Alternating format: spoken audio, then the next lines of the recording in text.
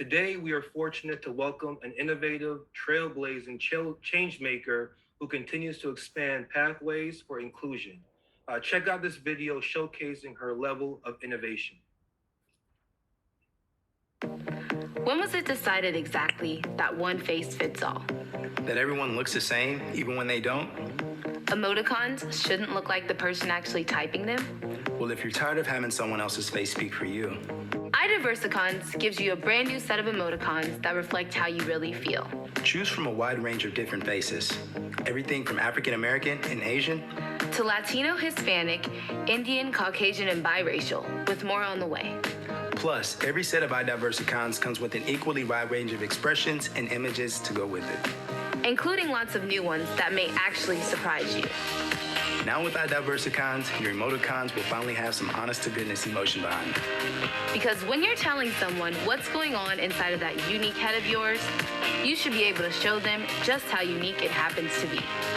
iDiversicons, emoticons for you. Download yours today in the App Store or Google Play Store. Awesome. That was great. So let's welcome Katrina Parrott to the virtual stage. Katrina, it's so nice to have you here. And in the interest of time, we're going to jump right into our MCAR Alumni Spotlight interview. Okay. Okay, great. Thank you so much for joining us today. Really appreciate having you here. And it's a pleasure. Absolutely.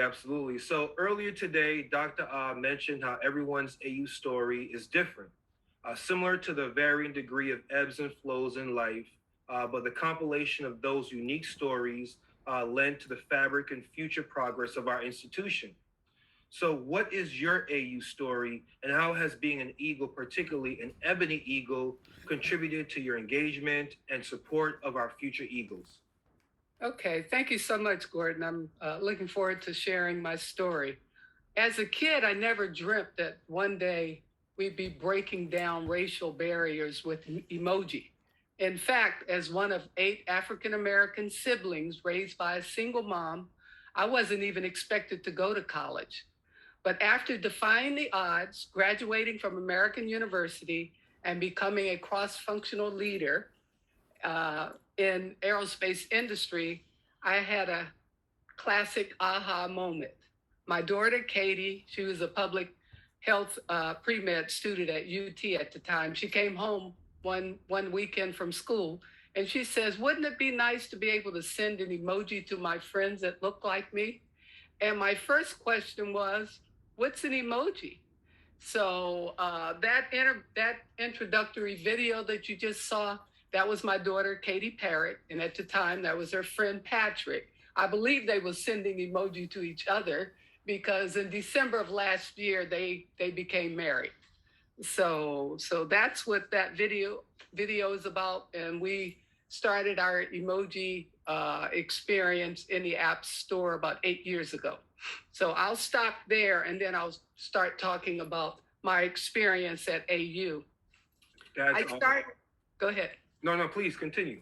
Yeah, I started at American University in 1978. I started my college experience at an HBCU in Wilberforce, Ohio. It was Wilberforce University. So gentleman came to the high school. I'm a native Washingtonian. He came to the high school and said he had some free money to go to school. And I said, well, that's the school I'm going to. So that's how I ended up in Ohio. After my first year, I transferred to American University because my mother took sick and I wanted to be close to my mom. So, but my story about American University, I had an amazing experience at American University. In the 1978, it was very different. There wasn't a whole lot of diversity and inclusion.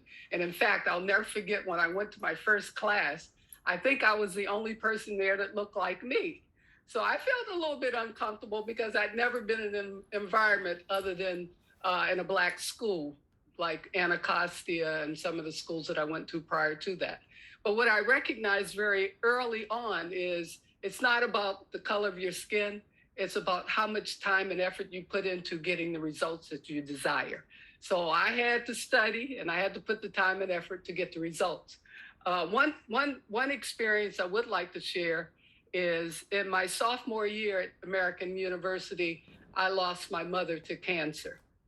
So I was really devastated, but I knew that she wanted me to complete my education. So I continued on, and I'm so happy that I did because I got some phenomenal results by being a part of the university. One thing that are definitely is noteworthy is in my, I guess it was sophomore, in the end of my sophomore year, there was a person that came to one of our classes and they introduced a new program. In this program, they said that the federal government needed more people in procurement because the average age of their procurement agents were 40 years old and older. And what I loved about this program, they gave you an opportunity to co-op for a year, and it was a paid co-op. And then after you graduated, you were guaranteed a job. And I was like, that's the program for me. That's what I want to do. I knew nothing about procurement. I don't even think I could spell it at the time. So anyway, I was excited. So I joined that program and started it the next year. So I went through the entire program. It was a perfect fit for me. I loved it. And I'll never forget my senior year. Like I said, I was guaranteed a job. So I was comfortable. But I wanted to see what I could do on the commercial side. You know, in procurement, what companies are recognizing today is that every dollar you save in purchasing, you can apply that dollar somewhere else. So a lot of companies, they've gotten the message now and they recognize the importance of procurement. So I wanted to see what I could do on the commercial side. I don't like limitations. So I went to the department that sets up interviews for students who are graduating. And so in particular, I went to a lady and she says, oh yes, we have a company that's coming here and it's McDonnell Douglas and they're interested in someone in your area. But she told me, I don't know that you should sign up because I believe that they're interested in students with higher GPAs. And I said, oh, really? And so I said, please put my name on the list, will you? I said, because I would love the opportunity. So I left there and I wasn't discouraged. So I went straight to the library and I had made up in my mind that I was going to know more about McDonnell Douglas than the person who was interviewing me. So I did. I went off. I learned as much as I could about American McDonnell Douglas. And when I came back for that interview, I made sure I looked striking, of course. I have several sisters that had outfits, so I got myself dolled up for the interview, and I did. I was very happy with that interview.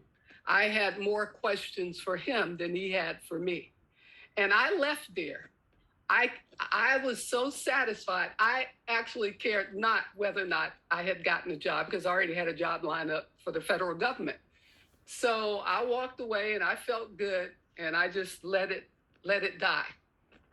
About 3 weeks later, because I didn't live on campus, I worked and I came to school. And so about 3 weeks later, I get this call. Katrina, we have been trying to get in touch with you. Where have you been? McDonnell Douglas wants to offer you a job. And I said, oh, really? I wanted to say, what about my GPA? But I said, I didn't go there. But I said, well, since I'm not there, why don't you supply me with the information and I will contact them. So they did. And I contacted them and they extended an offer for me to go to work in Southern California as a procurement agent. It was a 2-year program. And basically you just floated around in different areas. So that's how I got my start in aerospace and in procurement through my efforts with American University. And I'm eternally grateful for that experience. Wow. I mean, that is such an amazing, amazing story. I think there's so many, young Black boys and girls that can look at your story and take a lot from it and apply it to their own lives as they go out and search for their own dreams and aspirations. So thank you for that. Yes. Going into the next question, from the aerospace industry to trailblazing the innovation of the 5 skin-toned emojis to now being an author, where do you think your passion truly lies? My passion today is my purpose, and it is internally focused. I realized it when we developed the 5 skin tone emoji. And the reason why I say that, it just touched so many lives. I mean, people were saying, thank you, thank you, thank you. We finally have something that represents us. My daughter had a friend who was from India. And when my illustrator was drawing the emojis, we didn't know which side of the nose the ring should go. So I picked up the phone and called Aaron, and he was in the kitchen. He looked at his grandma. He said, "Grandma, what side?" And she told him, and that's where we placed it. And he later sent me an email and said, "Thank you so much for the representation." And in 2015, we added emojis for people with disability. So we have been touching folks' lives since the inception. And that's what motivates me, and that's what gets my excitement burning and my passion, and I love it, and I don't think I'll ever give it up. Wow, wow, wow. Again, thank you. I know that I could continue interviewing you, asking you questions, but I know that we also are on a time as well. So I want to, again, say, Katrina, thank you so much for joining us this afternoon. We're incredibly grateful for the work that you've done and you continue to do. And we hope to welcome you back to campus one day very soon to continue this discussion with our students and alumni. And so remember, once an eagle, always an eagle, especially an ebony eagle. Absolutely. So thank you so much.